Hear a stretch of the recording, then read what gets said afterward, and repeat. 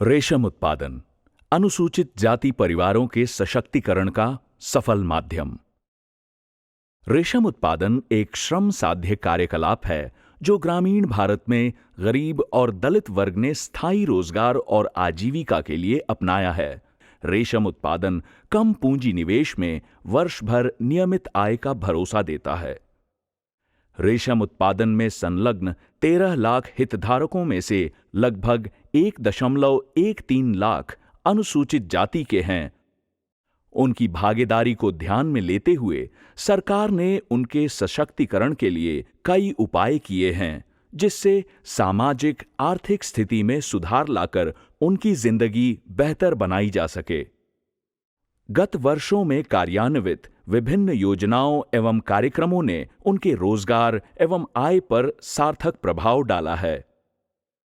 वर्तमान संघ सरकार के स्टैंड अप इंडिया कार्यक्रम के आह्वान और अपने पूर्व कार्यक्रमों के सुदृढ़ीकरण की दिशा में वस्त्र मंत्रालय ने केंद्रीय रेशम बोर्ड के माध्यम से 2015-16 के दौरान अधिकांश रेशम उत्पादक राज्यों में अनुसूचित जाति उपयोजना का शुभारंभ किया।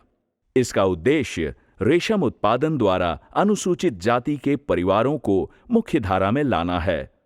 SCSP ने रेशम उत्पादन की कृषि और गैर कृषि गतिविधियों में भूमिहीन, छोटे और सीमांत परिवारों को शामिल करने की परिकल्पना की है।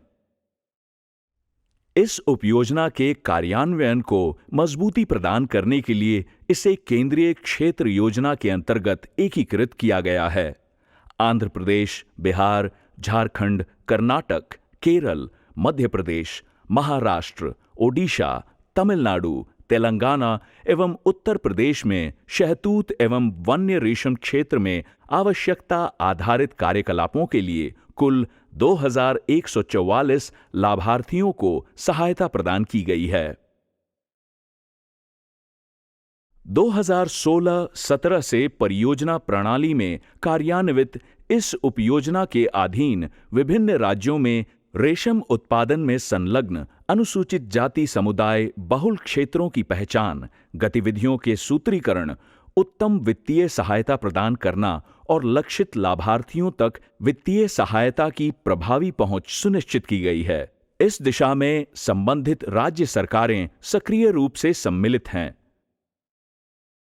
योजना के अधीन नए क्षेत्रों में किसान नर्सरी लगाना एवं सुनियोजित पौधरोपण, सिंचाई सुविधाओं को उपलब्ध करना, कीट पालन गृहों एवं चौकी पालन केंद्रों का निर्माण, विसंक्रमण, रेशम उत्पादन संसाधन केंद्रों की स्थापना, कोसा शुष्कीकरण सुविधा, धागाकरण एवं ऐंठन अवसंरचना, कौशल उन्नयन एवं प्रौद्योगिकी स्थानांतरण के लिए विस्तारित समर्थन प्रदान करने के अतिरिक्त IEC के द्वारा हितधारकों में जागरूकता पैदा करना आदि कार्यकलापों के द्वारा इन परिवारों को सक्षम बनाने पर बल दिया गया है। गोचर प्रभाव सुनिश्चित करने के लिए क्लस्टर में रेशम उद्योग के संतुलित विकास हेतु मूल्य श्रृंखला में विभिन्न कार्यकलापों के बीच संबंधों की स्थापना व सुदृढ़ीकरण पर बल दिया गया है। वर्ष 2016-17 के दौरान उपयोजना के कार्यान्वयन के लिए राज्यों को 22.73 करोड़ रुपए की राशि दी गई है। किसान नर्सरी एक प्रवर्तनकारी अवधारणा है जिसे स्थानीय किसानों की जरूरतों को पूरा करने के लिए वैज्ञानिक ढंग से स्वस्थ और सशक्त शहतूत पौधों के उत्पादन को एक छोटे स्व उद्यम के रूप में प्रस्तुत किया गया है। ನನ್ನ ಹೆಸರು ಸಿದ್ಧಾರ್ಥ ಅಂತೇಳಿ। श्री सिद्धार्थ ने अशोकपुरम, मैसूर में कर्नाटक राज्य रेशम उत्पादन विभाग की सहायता से 28 गुंटा में शहतूत किसान नर्सरी शुरू की है, जिसमें 7000 कलमें लगाई हैं। उन्हें केंद्रीय रेशम उत्पादन अनुसंधान एवं प्रशिक्षण संस्थान मैसूर से V1 प्रजाति की कलमें प्राप्त हुई हैं। उन्हें नर्सरी के लिए जिला पंचायत विशेष संघटक योजना के अधीन 4,67,500 रुपए की मदद मिली है। रेशम कीट बीज का उत्पादन रेशम उद्योग के विकास एवं वित्तीय स्थिरता के लिए मूल आधार है। वैज्ञानिक तरीकों से बीजागार कार्यकलापों में वाणिज्यिक कीट पालन के लिए गुणवत्तापूर्ण बीजों के उत्पादन के अलावा पैतृक बीज कोसा का उत्पादन शामिल है। ನಾನು ಮುನಿರತ್ನ ಅಂತ ನನ್ನ श्रीमती मुनिरत्ना पिछले 15 सालों से रामनगर में रेशम कीट बीज उत्पादन में लगी हैं। रेशम कीट बीज उत्पादन में बीज का रोग मुक्त होना अत्यंत आवश्यक है। उन्होंने राज्य एवं केंद्र सरकार की तकनीकी व आर्थिक सहायता से आवश्यक उपकरण युक्त प्रयोगशाला की स्थापना की है, जिसमें गुणवत्तापूर्ण बीज उत्पादन किया जाता है। इनकी योजना द्विप्रज बीजों के उत्पादन को बढ़ाने की है। तकनीकी कर्मियों की चौकस देखरेख में केवल अनुभवी रेशम उत्पादकों द्वारा ही पैतृक बीज कोषों की पैदावार की जा सकती है। केंद्रीय रेशम बोर्ड ने मूलभूत सुविधाओं का उन्नयन करने के लिए आवश्यक तकनीकी और वित्तीय सहायता प्रदान करके मूल बीज पुनः क्रय की अवधारणा को बढ़ावा दिया है। इसमें अंगीकृत बीज कीट पालकों से उत्तम मूल्य पर उनके बीज कोषों को खरीद लेने का आश्वासन दिया गया है। ಸರ್ ನನ್ನ ಹೆಸರು ಮುನಿಯಲ್ಲಪ್ಪ ಅಂತ श्री मुनि यल्लप्पा आलागोंडनहल्ली आनेकल तालुक में 1977 से रेशम उत्पादन में संलग्न हैं। ये राज्य एवं केंद्र सरकारी विभागों के लिए गुणवत्तापूर्ण रेशम बीज कोषों का पालन करते हैं।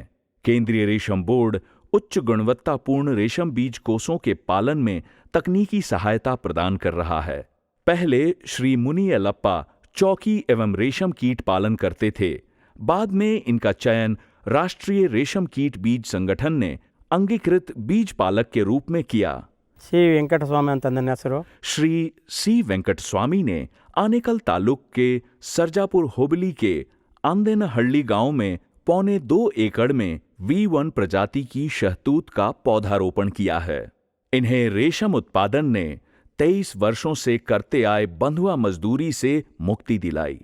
इन्हें केंद्र एवं राज्य सरकार से ड्रिप सिंचाई, कीट पालन गृह निर्माण एवं कीट पालन उपकरणों के लिए आर्थिक सहायता मिली।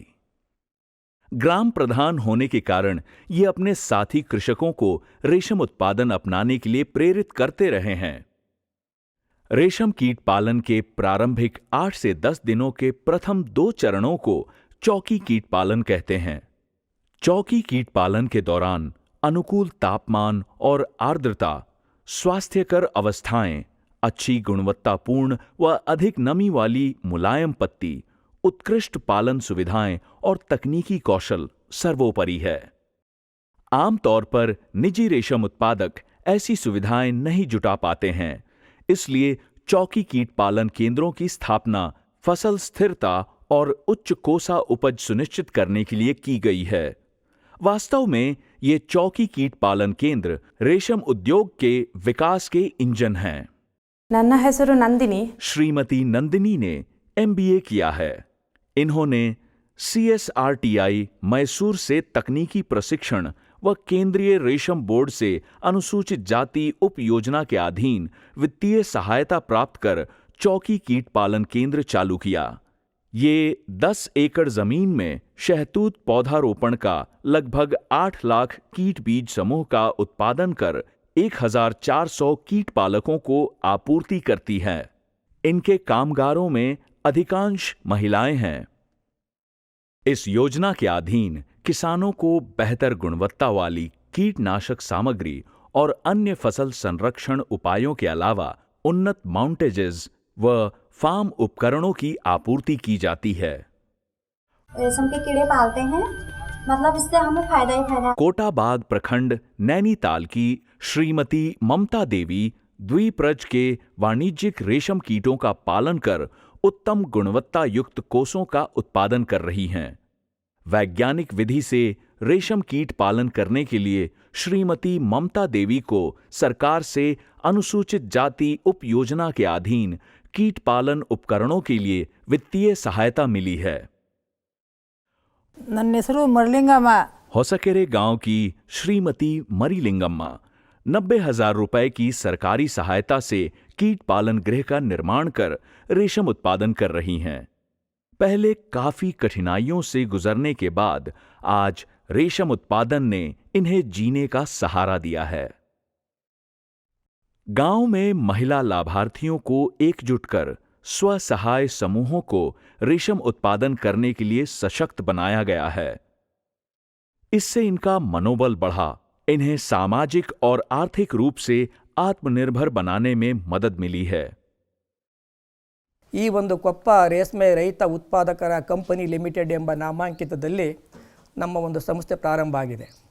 केंद्र सरकार की राष्ट्रीय किसान विकास योजना और राज्य सरकार के संयुक्त तत्वावधान में कोप्पा रेशम कृषि उत्पादक कंपनी लिमिटेड की स्थापना हुई।